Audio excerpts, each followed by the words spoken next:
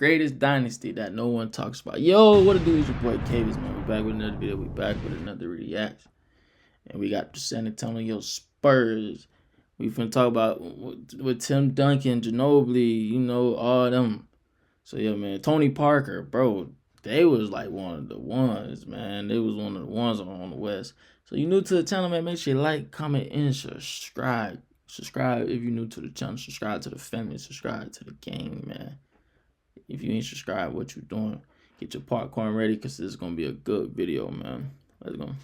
Until 2025, they held the record for the best win percentage in NBA history. Their coach, Greg Popovich, is the winningest coach of all time. Coach Popovich is not the Spurs.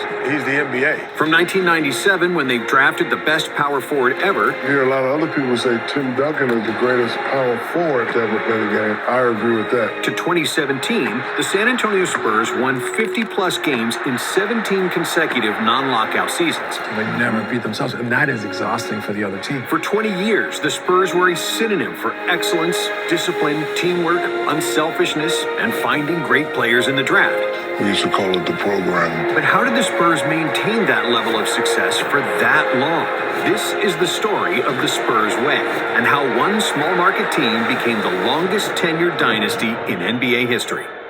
The Spurs were founded in Dallas in 1967 and were named the Chaparrals, competing in the ABA. In 1973, the franchise relocated to San Antonio and was renamed the Spurs. 3 years later, they were one of 4 ABA franchises that joined the NBA when the leagues merged. But unlike the Pacers and the Nets, who struggled for years after joining the NBA, the Spurs hit the ground running, qualifying for the playoffs in 7 consecutive seasons. Led by the Iceman, George Gervin, the Spurs made 3 conference finals in that span, with Gervin winning 4 scoring titles. However, when Gervin and center Artis Gilmore got older and left the team, San Antonio missed the playoffs for just the second time in franchise history. But in return, they won the ultimate prize for all losing teams, the #1 draft pick in the 1987 draft. The San Antonio Spurs select David Robinson from Navy.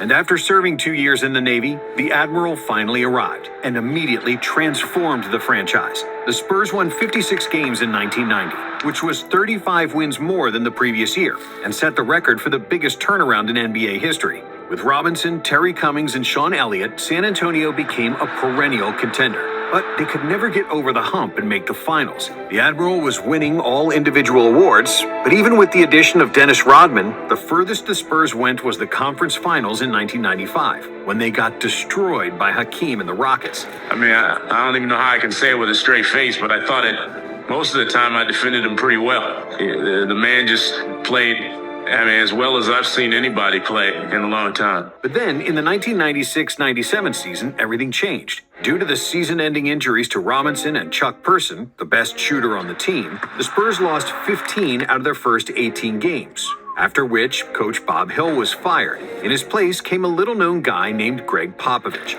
I'm honored to have the opportunity to accept this challenge and work with the Spurs. And the only guarantee I'll make is that I'll work with every fiber of my body to make the situation more successful than it already is.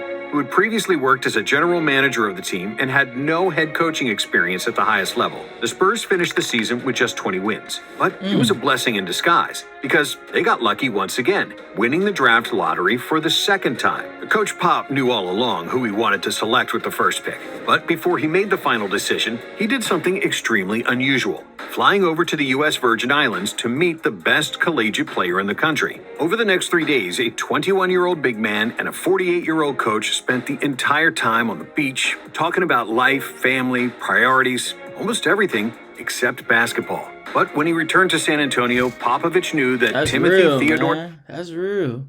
They got that connection. They weren't even talking about basketball. That's real, man. was the right man for his franchise. The San Antonio Spurs select Tim Duncan from Wake Forest University. So it really strengthens us rebounding-wise, shot blocking, overall defense, obviously, and he also can score. So it brings back another scorer on the court. So it makes us a a pretty dangerous club because we can attack from a lot of angles. In the 1998 season, Duncan immediately proved that Pop chose correctly, averaging 21 points, 12 rebounds, and 2.5 blocks on 55% shooting. The Spurs won 36 games more than the year before, which broke their own record for the biggest single-season turnaround in NBA history. Timmy won Rookie of the Year, made first-team All-NBA, and finished 5th in voting for MVP and DPOY. And to say that he had a dominant rookie season would be an understatement. But after they defeated the Suns, the Spurs lost in the second round of the playoffs to a much deeper Jazz team. Pop then realized that his team was strong under the basket, but lacked shooting. So, for the 99 season, he added veteran marksmen Mario Elie and Steve Kerr. With Elie and Kerr, Duncan and Robinson had reliable targets to kick the ball out. Whoa, I did not know Steve Kerr went to the Spurs. Whoa. We might have to do some digging on Steve Kerr. He having a great... Whoa, I did not know that. After a double team, and because the Twin Towers averaged a combined 5 blocks per game, the Spurs were impenetrable inside the paint, leading the NBA in defensive rating. In a lockout-shortened season, San Antonio led the NBA with a 37-13 record, and was even more dominant in the playoffs. The Spurs lost just 1 game in 3 playoff series, finally reaching their first NBA Finals. In the championship round, they played the New York Knicks, who barely made the playoffs, and became the first 8th seed to reach the finals. To make things even worse, the Knicks lost Patrick Ewing due to an Achilles injury. And without their best player, New York had 0 chance against the post-up powerhouse that was Tim Duncan. Timmy averaged 27 points and 14 rebounds on 54% shooting, and he and the Spurs defense limited the Knicks to just 79 points per game, winning the series 4-1. Duncan was the finals MVP, and after the series, Coach Pop tried to console the losing coach, Jeff Van Gundy. "I've got Tim and you don't. That's the difference." In the 2000 season, Duncan and Robinson were named to both the All-Star and All-NBA teams. But after Timmy suffered a knee injury late in the season, the Spurs couldn't cope with the Suns, losing in the first round of the playoffs. In 2001, the Spurs once again dominated in the regular season with the best record, best defense, and with Duncan finishing second in MVP voting behind Allen Iverson, and third in voting for Defensive Player of the Year. In the first 2 playoff rounds, the Spurs easily defeated Minnesota and Dallas, but in the conference finals, they had no answer for Shaq and Kobe, as the Lakers swept the series. With the retirement of small forward Sean Elliott, who spent 11 seasons with the franchise, the looming retirement of David Robinson, and the overall old age of the team, Popovich realized he needed to inject new blood into the team and surround Timmy with younger players. Enter Tony Parker. The skinny French point guard was a complete unknown for the majority of the NBA, and everyone was in shock when the Spurs selected him with the 28th overall pick. The San Antonio Spurs Pop was doing select some work. Tony Parker of Racing Club Paris. Back then, the rest of the league thought European players were soft and unfit for the NBA. But the Spurs thought differently, putting more value on fundamentals and basketball IQ that European players honed since they were kids. Now, the Spurs owner, Peter Holt, wasn't a poor man, but he wasn't rich either, at least when you compared him to other billionaire owners. Like the NBA version of Moneyball, Holt, Popovich, and assistant general manager R.C. Buford had to think. I'm sorry if I keep yawning in these videos. Your boy be getting up work early, man, and can't be coming home and doing these videos, so I be working all day and then come home working still. So if y'all see me yawning, I'm sorry, you know. Just a young man that's on the ground right now, man. Y'all stay with me though. Outside the box to find quality players, because they didn't want to overpay established stars, and they weren't a desired destination for top free agents. Even though the rest of the league looked at scoring and athleticism as primary values, the Spurs way was different. They've put more emphasis on attributes like players' intelligence, cultural fit, and the potential to learn. And because other teams weren't looking for these things, there was less competition for these players, who were available for less money. Other than scouting players in Europe, the Spurs also heavily relied on player development. While star players were certainly better if you wanted to win immediately, they often came with an ego. On the other end, when you get a player who still has to prove himself, then you could teach and mold him to buy into the team concept, which was one of the main postulates of the Spurs way. One of the Spurs' greatest assets has been Chip Engelland, the best shooting coach in the league, who morphed many players into great shooters. With Holt, Popovich, and Buford having tremendous working relationships and trust in one another, the franchise leadership was top-notch, far superior to other franchises, where owners, coaches, and general managers were often pulling in different directions. RC and I have done everything together, says Popovich. From day one, we've done everything together, and our groups have done everything together. Managers are in coaches' meetings, we're in the managers' meetings, and walk in as we please. We talk about it, argue about it, have a beer or wine, and move on. We've done it all together. With such a great structure at the top, the Spurs rarely missed the target in the draft, and they never added players who didn't have the necessary attributes for their system. And after they drafted Parker in 2001, they also added a second-year wing Steven Jackson and Bruce Bowen, who was the epitome of the Spurs' way of finding talent. Bowen went undrafted in 1993, and then bounced around Europe and the NBA for almost a decade, until the Spurs recognized that his gritty defense and shooting ability would fit like a glove next to Tim Duncan. And soon, Bowen would unofficially become the first 3-and-D player in NBA history. In the 2002 season, Tim Duncan had the best year of his career, averaging 25.5 points, 12.7 rebounds, 3.7 assists, and 2.5 blocks per game, finally winning an MVP award. But even though the Spurs won 58 games and had the second best record in the NBA, they once again fell to the Lakers, losing 4-1 in the second round. After the 2002 season, R.C. Buford officially became the general manager of the franchise, adding a player who would prove to be one of the best draft choices in NBA history. With the 57th selection, the San Antonio Spurs select Emmanuel Ginobili from Argentina. Back in 1999, the Spurs drafted Manu Ginobili with the 57th pick. And just like with Tony Parker, nobody had any idea who Ginobili was. I sit at home, I watch the draft, and we pick people that I've never heard of. Sitting there, Emmanuel Ginobili. Who did we just pick? I was like, oh yeah, he's gonna be great. He's this, okay, Pop, whatever. But in the next 3 years, Manu became the best player in Europe, winning every possible trophy in the second best league in the world, and also leading Argentina to a silver medal at the 2002 FIBA World Cup, beating the USA in the group stage. Buford, who first scouted Ginobili, saw that his prized talent was ready to come overseas, and Ginobili joined the Spurs for the 2002-03 season. After a somewhat disappointing rookie season, Tony Parker blossomed in year 2, and it probably wouldn't have been possible with any other franchise, not only because nobody else would have even drafted him, but they wouldn't allow an unproven rookie to make mistakes next to the league MVP. But the Spurs were different, starting Parker and playing him 29 minutes per game in his rookie season. So when the 2003 season came, Tony was ready. Stronger and better adapted to the NBA game, Parker was one of the fastest players in the league, improving his averages to 15 points and 5 assists per game,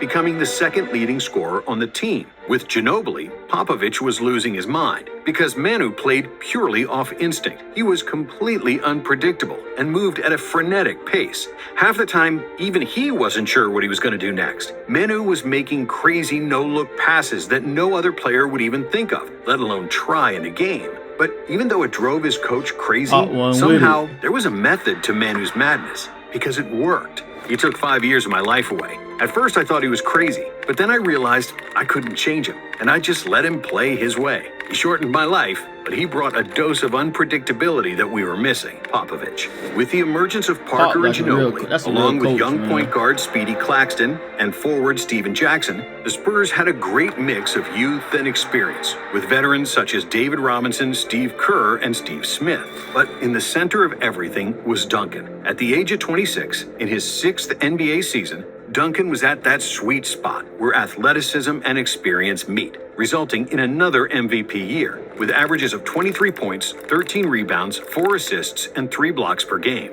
Timmy led the Spurs to the best record in the league, but after they got past the Suns, in the second round awaited their arch nemesis, the Shaq and Kobe Lakers, who defeated them in the previous 2 seasons. However, this time, the Spurs were deeper and better balanced offensively and defensively, defeating the Lakers in 6 games. In the conference finals, the Spurs beat Dirk and the Mavericks in 6 games to advance to their second NBA Finals, this time against the New Jersey Nets. And even though the Nets had the best point guard in the NBA in Jason Kidd, and a gritty defensive team that played well together, they didn't have anyone who could stop Tim Duncan. In the deciding Game 6 of the series, Duncan had 20 points, 20 rebounds, 10 assists, and 8 blocks, nearly getting a quadruple double in what was one of the best finals games of all time. The Spurs won the championship.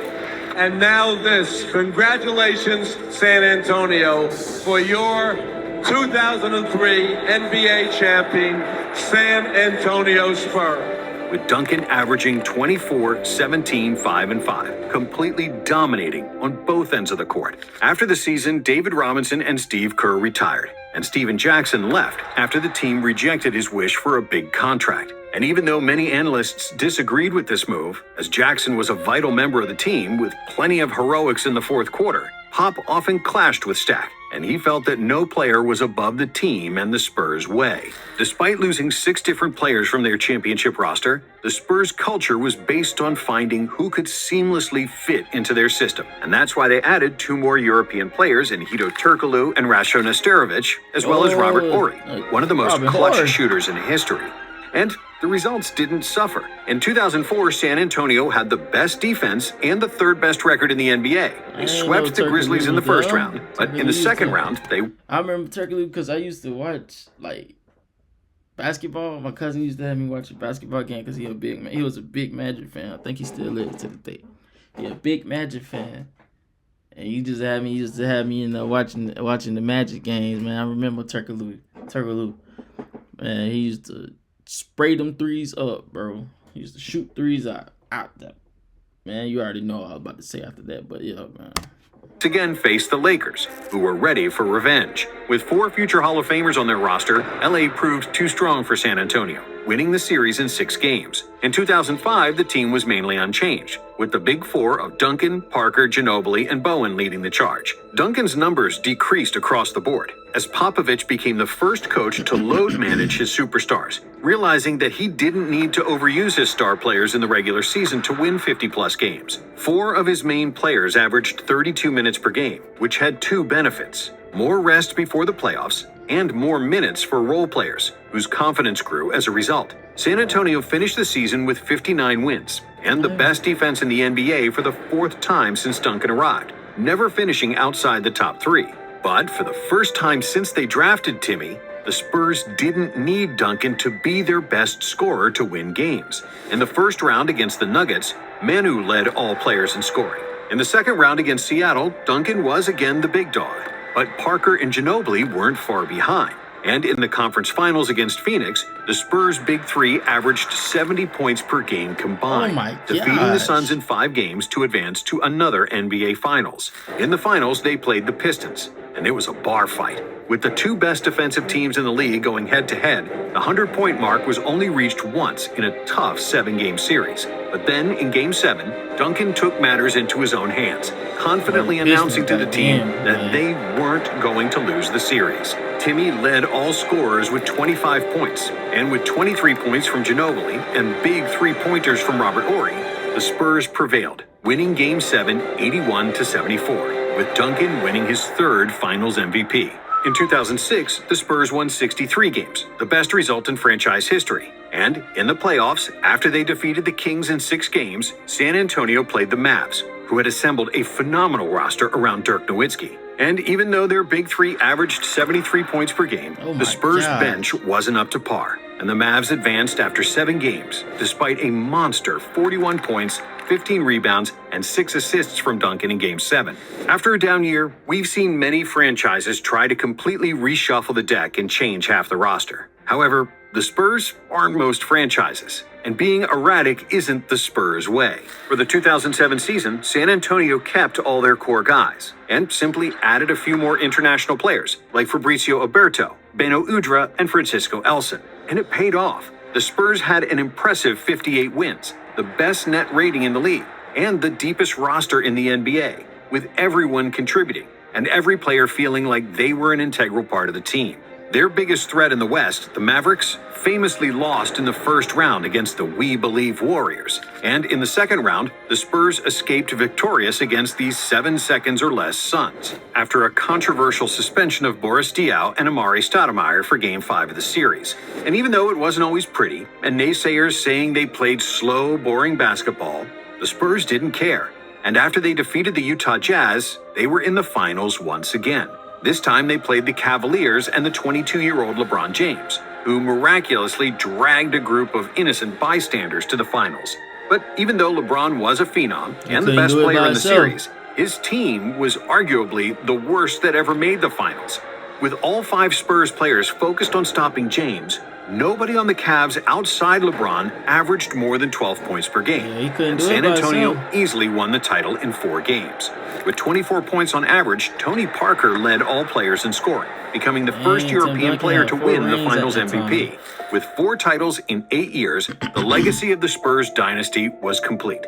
But they weren't done yet, even though it started to look like they were. Despite winning 50-plus games year after year, the playoff success they'd become accustomed to disappeared. In 2008, the Spurs lost to Kobe and the Lakers in the conference finals. The next year, the Mavs defeated them in the first round of the playoffs. And in 2010, the Suns swept the Spurs in the second round, finally avenging all those losses in previous years. In 2011, San Antonio won 61 games in the regular season, but after another first-round playoff exit against the Grizzlies, many people wondered if this was the end of Timmy, Tony, and Manu. At the beginning of the 2012 season, Duncan was 35 and Manu was 34. In a game against the Sixers, Duncan stayed on the bench, and Coach Pop hilariously cited the reason he didn't dress. But even though 2 members of their big 3 were older, the Spurs weren't ready to be scrapped off at the junkyard. The first reason for that was Tony Parker, who was 29 years old and had entered the prime of his career. If you play the whole quarter, it will be 29 minutes. But I'm fine. I didn't play for 3 days, Pop. I'm 29 years old. Get back out. Even though he was always fast and a good ball handler, Parker wasn't much of a shooter in his early years. But after years of working with Chip Engelland, Parker developed into one of the best mid-range shooters in the NBA. His spin move layup was basically unguardable, and Tony's floater was as pure as spring water. Parker became one of the most efficient point guards in the NBA, and in 2012 he finished 5th in MVP voting, making the All-NBA second team. However, the biggest reason for the Spurs revival wasn't Parker, but a guy with a weird laugh and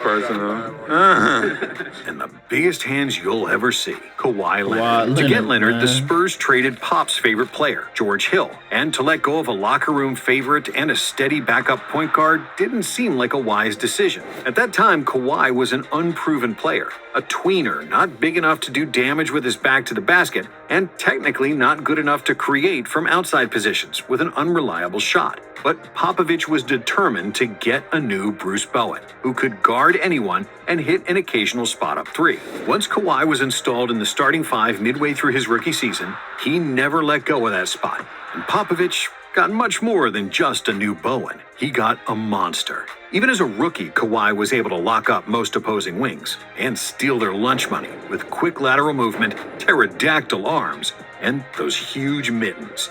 But it was surprising how efficient he was, working tirelessly to improve his shot as maybe the best protege of Chip Engelland's school of shooting. Other than Kawhi, in true Spurs fashion, they also found other pieces that were overlooked by the entire league. Patty Mills was selected with the 55th pick, Danny Green with the 46th, and Boris Diaw was drafted 21st overall. Even though none of those players were drafted by San Antonio, they bounced around the league without anyone realizing their true potential. Mills was playing in the Chinese League before R.C. Buford signed him, and Green played in the G League before Popovich turned him into a 3-and-D sniper.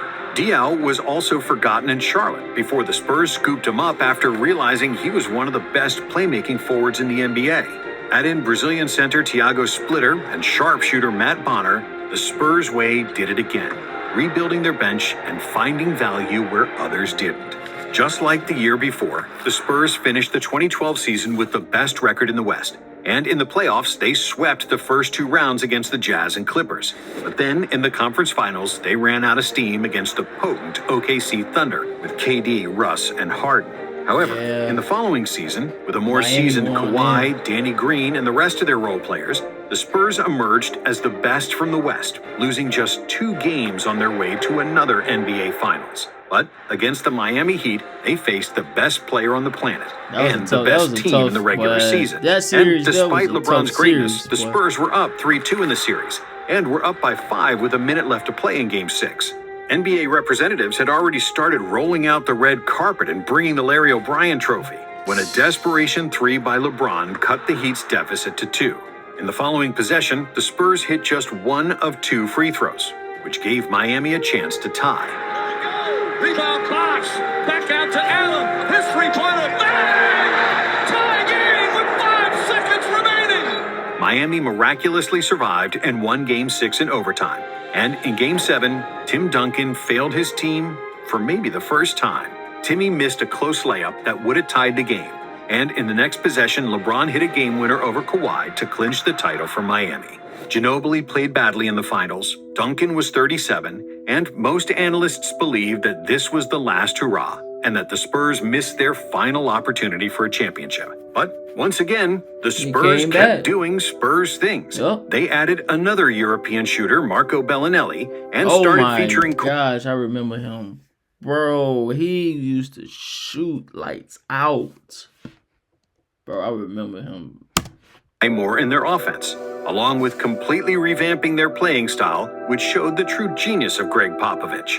In the first decade of the Tim Duncan era, when Timmy was in his prime, the Spurs dragged games into the mud, playing at a slow pace, funneling opponents to the middle of the paint, and letting Duncan protect the rim. In the second part of Duncan's career, when he no longer had that same agility, the Spurs embraced the pro-European pace and space system that turned the former ugly duckling into a team that plays the most beautiful basketball in the league.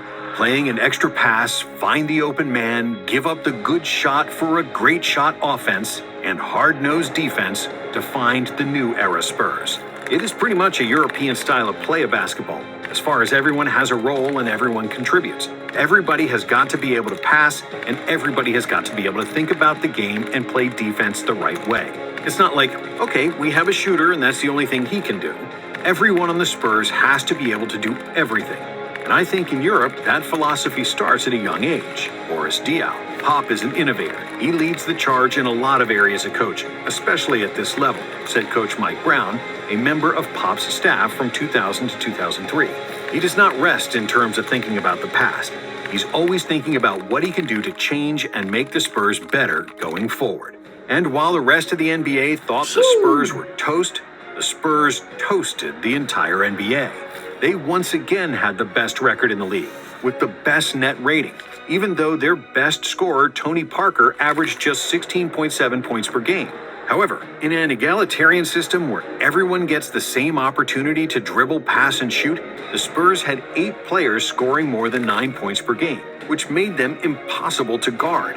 San Antonio defeated Dallas, Portland, and OKC to reach another NBA Finals, and again faced the Miami Heat. But this time around, the Heat had no chance. With their quick passes, ball, and player movement, Miami's trapping defense didn't work, because they simply couldn't rotate fast enough. The Spurs shot 53% from the field and 47% for 3 in the finals, beating Miami in 5 games and celebrating their 5th NBA championship.